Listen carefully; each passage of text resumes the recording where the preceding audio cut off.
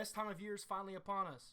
With the exception of the Hall of Fame game, the 2025 NFL season started with a few teams playing their first preseason game on Thursday, none being more important than my 2025 Super Bowl champion Philadelphia Eagles. After a long offseason with the excitement of free agency and the draft, I couldn't wait for the season to start and see our guys back in action.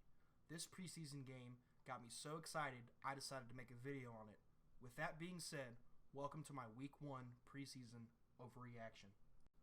On Thursday, the Eagles took on the Bengals at home, winning 27-34.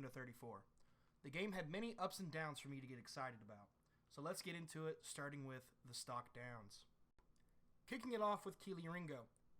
In his game time versus the Bengals starters that included Joe Blowo and Jamar Chase, Kelee allowed 1 touchdown and 79 yards on just 4 catches, an absolutely terrible outing from someone that is supposed to be competing for the cornerback 2 job. He played very bad in coverage, allowing this catch on the sideline. Then Jamar Chase did the hokey pokey, Ringo turned himself around, and Chase scored. That's what it's all about. Adoree Jackson. Despite being an 8-year vet going into his 9th season, Adoree looked like a rookie versus the Bengals starters, allowing 45 yards on 4 catches. And if it weren't for a Bengals penalty, he too would have allowed a touchdown. Terrible for a guy that was brought in to be a starting cornerback contender. The return coverage. In this game, the Bengals had a total return yardage of 236 yards, which should have been more if it wasn't for a penalty on one of the Bengals' returns. The coverage was just awful, with big returns and easy to find gaps in coverage. But by far the most concerning was the tackling on this play. While I'm sure this will get fixed with roster cuts in practice, I had to bring it up. Rotational pass rush. Again, with the Bengals playing their starters in the first quarter, the rotation guys got work against real competition. And they looked like they didn't belong. Against one of the bottom O-lines in the league, failing to generate any good pressure and allowing the Bengals to do whatever they wanted for 2 straight drives is unacceptable. You need to at least make them work for it. And that ends my stock downs. Now, into the stock ups. Tanner McKee. Tanner balled out, going 20 for 25, throwing 252 yards with 2 touchdowns and a rushing touchdown thanks to the brotherly shove. Seeing him play last year in the preseason and the regular season, I can confidently say that he is the best backup quarterback in the NFL. And is the 3rd best quarterback in the NFC East. If you disagree, argue with a wall, because I'm not listening. The backup running backs. Will Shipley and A.J. Dillon looked great. Ship had 7 carries for 48 yards and a catch for 4 yards. And this fantastic run.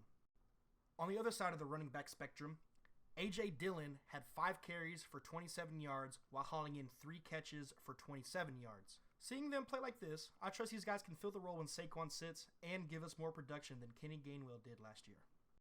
Johnny Wilson. Johnny helped his case for a roster spot, grabbing 3 catches on 6 targets for 73 yards. Good to see him coming along, as I love his combination of height and run block ability in our offense. I'm sure he'd help us be one of the top rushing offenses in the league this year. And him being a reliable receiver would open up the offense big time. Ty Robinson. Ty was one of 2 players that I saw make plays on the D-line in this game. Though it wasn't versus the starters, it was still nice seeing a rotational lineman putting in some work. He recorded a sack and was constantly around the ball. That's all I can really ask of him right now. Patrick Johnson. If you're an Eagles fan, you know Patrick Johnson. He's been a fringe roster player for a few years now. But seeing him in action on Thursday, he played well. He was one of the only guys to get some pressure in the game, and he even had a sack until it was taken away from an Eagles penalty. But the very next play, he makes the defensive play of the game on this interception. With the rotational pass rush in question, he has a chance to make the team this time around, unlike last year. Tyler Steen. Steen was a guy we drafted in hopes of being the starter one day. And on Thursday, he looked exactly like a day 1 starter. He was strong and physical, creating a huge hole for Ship on his massive run of the game. Darius Cooper. Man, this guy came out of nowhere, looking great against whoever was lined up on him, creating separation and showing he has talent in his run after the catch ability. Cooper had 6 catches for 82 yards and a touchdown. Personally, I think he should have had 2 touchdowns, but Tanner did miss him on a slant over the middle. If he continues this production, I don't see how he doesn't make the final 53. Darius Cooper, welcome to the Philadelphia Eagles Preseason Hall of Fame.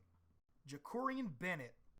Despite not playing a snap, Bennett's stock rises just because of how bad Keeley and Adoree played. I am so serious. All right, my final thoughts. This game was the most fun I have had watching a preseason game.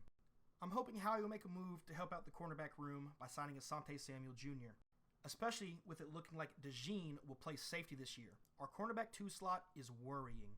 I'm hoping that Johnny Wilson and Darius Cooper make the wide receiver room. I could deal with cutting Aniyah Smith because I think most of his value comes from returning, and we could use Ship or other depth running backs at that spot. The quarterback 3 battle is DTR's to lose, though he didn't look special, just better than McCord.